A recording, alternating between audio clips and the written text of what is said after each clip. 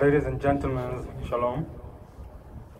It has been a month since the brutal attack on Israel by HAMAS on October 7th, an event that shook us to our core and brought immense sorrow to our hearts.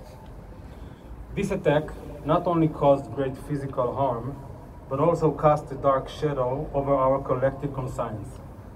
Today, I stand before you to shed light on some of the heart-wrenching realities that we must confront as a society and to call for unity, empathy, and commitment to truth.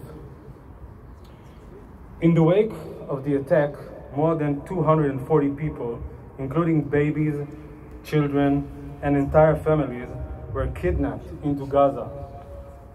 The thought of what they may be enduring is deeply troubling, and it compels us to remember that the value of human life should always transcend politics and conflict. We must advocate for their safe return and pray for their well-being. The impact of this massacre extends far beyond the borders of Israel. It has touched every Israeli around the globe and is giving rise to a surge in anti-Semitism worldwide. At Czuzāmen, Berlin, the heart of the Israeli community, we've been operating in an emergency mode since the beginning of the unfortunate events on October 7th. Our primary focus is addressing the various needs of our community and Israelis residing in the city throughout the duration of the war. For the first time, we had to temporarily halt our activities on the Day of Rage, October 13th, due to safety concerns. Our community is experiencing anxiety, a loss of security, and hesitancy to come together on days when unity is needed most. In places like Berlin, where we hoped for acceptance, anti-Semitism continues to rear its ugly head. This raises a pressing concern about our security and the erosion of our feeling of safety. We must not allow the hate to thrive and make our people feel like strangers in the countries we call home. One of the root problems lies in the culture of fake news and the denial of the truth that has become all too prevalent in our world. The spread of misinformation, especially regarding the events of October 7th, has only fueled the flames of hatred.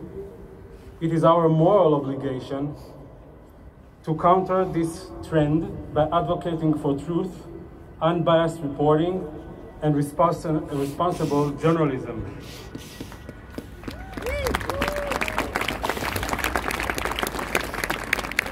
What is expected of humanity in these times of divisions and misinformation is simple but profound.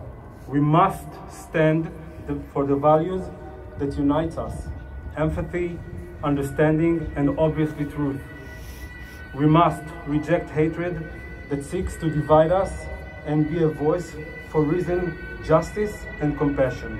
It is the role of every decent person to promote a society that relies on facts, not falsehoods, for only the truth can prevail.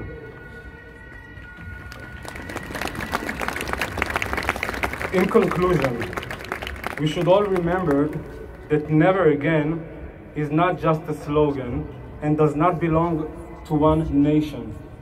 We should unite to ensure that no man or woman will treat others inhumanely. We should also remember our promise to bring our kidnapped people home. It is our obligation for them.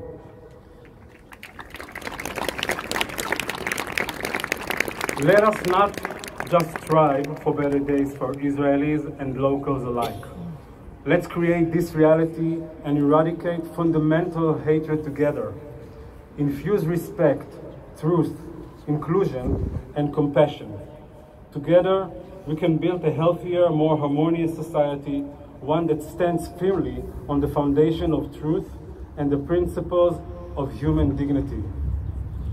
Let our shared commitment to these values guide us in these challenging times and lead us towards a better future. Am Yisrael Chai.